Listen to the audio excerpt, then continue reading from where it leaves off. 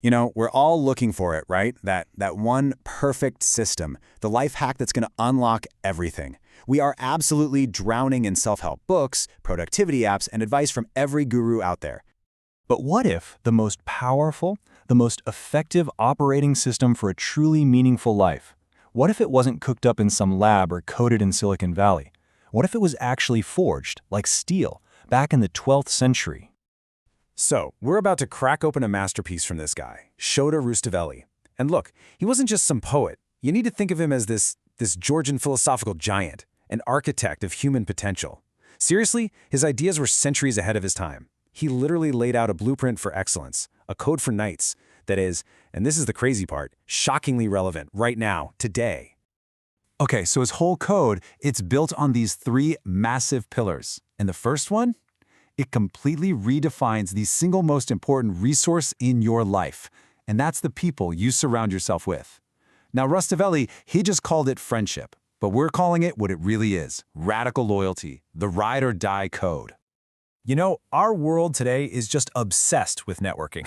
It's all so wide, so shallow, and totally transactional. It's all based on that one question. So, what's in it for me?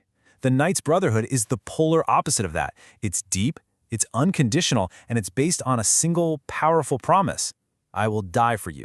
Yeah, think less LinkedIn request and more elite special forces operator. And get this, in the poem, one of the heroes, this guy Avtandil, he just nails it. He says, "Why should I sacrifice a friend, a brother, stronger than brotherhood?" You got to focus on that word, stronger. What he's saying is that this bond, this family you choose to build, it's actually more powerful, more binding than blood. So how do you actually apply this? It's simple, but it's not easy. You stop networking, and you start building a small, absolutely unbreakable team. A circle that's defined by unconditional support and total, complete trust. Their battle is your battle, no questions asked. This is not some temporary alliance for mutual gain, no. This is a bond you forge for life. Okay, so you've got your ride or die team. Now what, right? How do you actually build a legacy with them? Well, the second pillar gives us this totally radical, almost counterintuitive strategy for how you handle your resources. We're talking about strategic generosity, or, as we like to call it, the abundance play. Listen to this.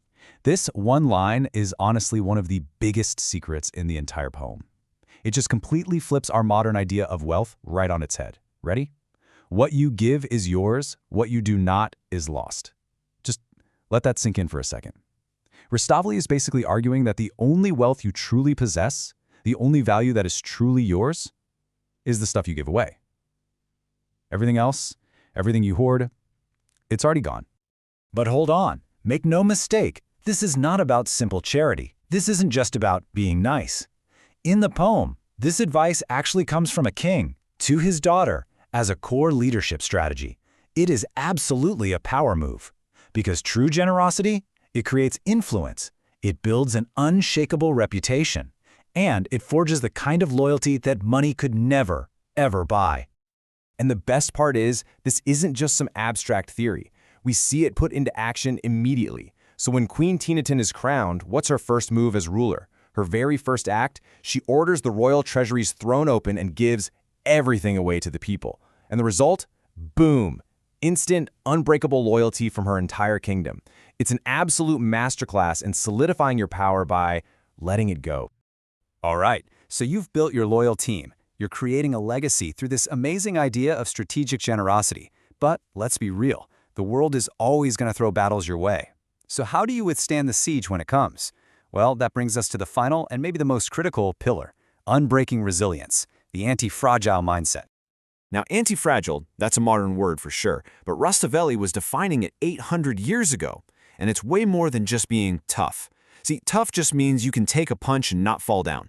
Anti-fragile means that when chaos, stress, and suffering hit you, they don't just fail to break you, they actually make you stronger. So the mindset here, it's not about avoiding pain or trying to find comfort. Rostevan is super direct about this. He says, a man must not flinch from hardship, but face it bravely. The Knight's Code just assumes hardship is a guarantee. It's coming.